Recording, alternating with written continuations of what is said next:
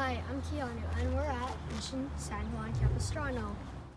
Mission San Juan Capistrano was founded in November the 1st, 1776 by Father Junipero Serra. It was named after the Italian saint Saint Giovanni da Capistrano, or Juan Capistrano in Spanish. This is the layout of Mission San Juan Capistrano in 1810. We are currently in the courtyard right now. Let's check it out. Over here we have the founding document. Mission San Juan Capistrano is the 7th mission out of the 21 missions in California and is located in San Juan Capistrano in Orange County. This mission is known as the Jewel of the Missions. The mission is about 10 acres, which is equal to about 8 football fields. Okay, how about we head to the Native American grinding stone now? The Native American people who used to live here were called the Ahashiman. The Ahashiman women used these grinding stones to grind seeds and acorns for food.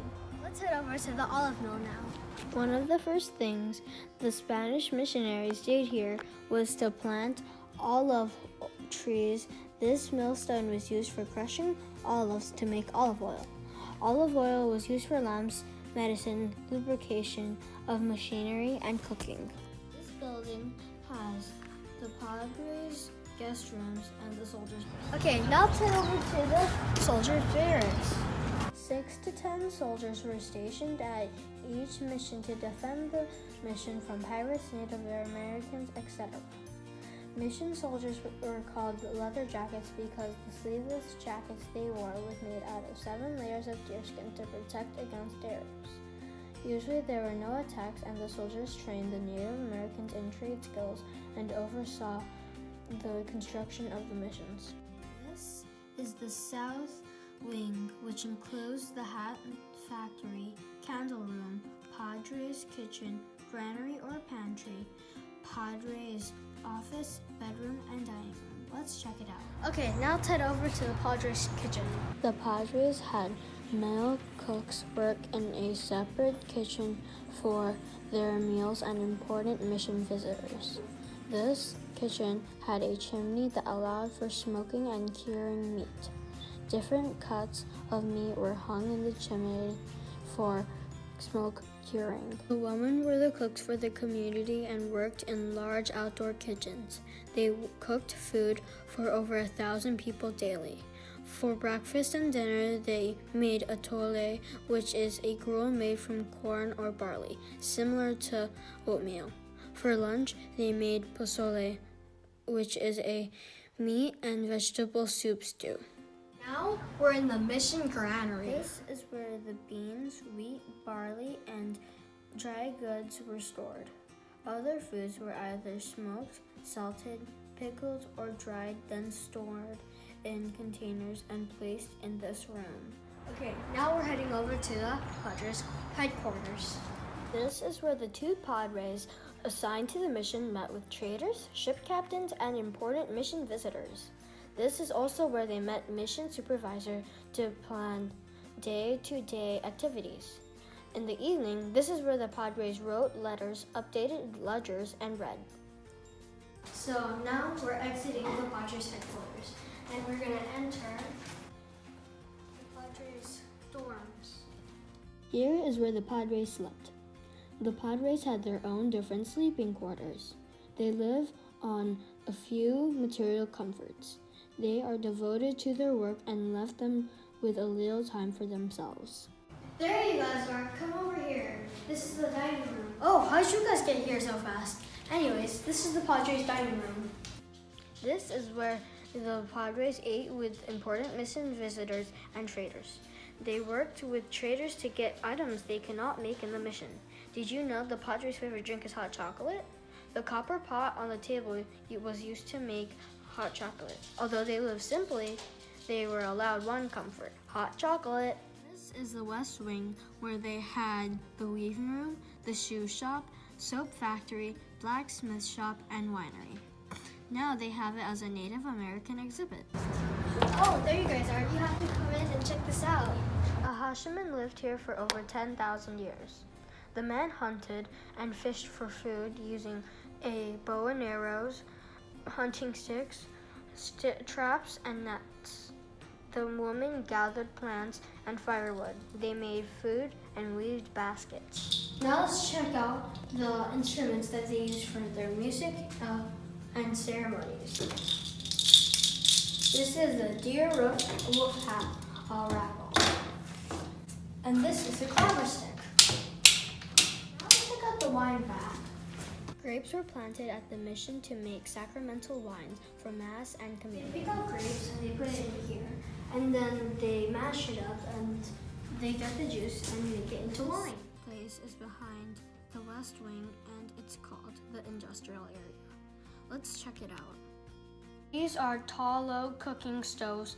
They were used to boil down animal fat to make products like candles, soap, grease, and other ointment. These are Catalan furnaces that were used to smelt iron ore into metal. This is the only mission to make its own metal. Blacksmiths used the metal to make tools. These tanning vats were used to soak animal hides in acidic liquid. This process turned the animal hides into leather. The Padres taught agriculture to the Hashiman natives. They grew staple crops and produce like corn, beans, barley, wheat, peas, tomatoes, chili peppers, lettuce, apricots, pears, grapes for wine, watermelon, and olives. Here is where they make adobe brick. Most of the mission buildings were made out of adobe. Adobe is an air-dried brick made out of clay, sand, straw, water, and manure. The mixture was packed into molds, removed, and laid out to dry. This is the north wing where they had the weaving room, the carpentry shop, and the high and tall low storage room. Today, it is used for the mission offices, so there's really nothing to see here. So how about we head over to the central courtyard? Let's check it out. The central courtyard was an open dirt area that served as a community workspace. The fountain and gardens were added in the 1930s. Okay, so over here is an example of their plumbing system. Long channels called aqueducts or sanjos were constructed.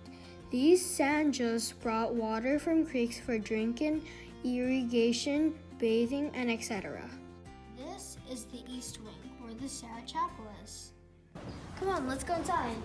The Sarah Chapel was built in 1782. This chapel is the only remaining California mission church where Father Junipero Serra celebrated Mass. The gold altar at the back of the church is called a retablo. It is made out of wood and gold leaf paint. This is a statue of Saint John of Capistrano. Let's check out the cemetery that's at the side of the Sarah Chapel. Here we are in the cemetery. Around 3,000 people were buried at the mission cemetery. Most of them were Native Americans. The cross on the stone monument is dedicated to the Native Americans who built the mission and are buried here. Father O'Sullivan's gravestone is at the foot of the stone monument. Check out the ruins of the Great Stone Church. So now we're at the ruins of a Great Stone Church. The mission needed a new church because the Sarah Chapel wasn't big enough for everybody. They started to build the Great Stone Church in 1797 and finished 9 years later, which is 1806. Sadly, the Great Stone Church only served for 6 years and was destroyed by an earthquake in 1812, killing 40 people.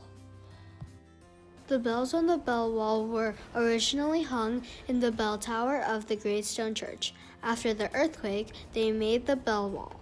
The largest are the replicas and the smallest are the original bells.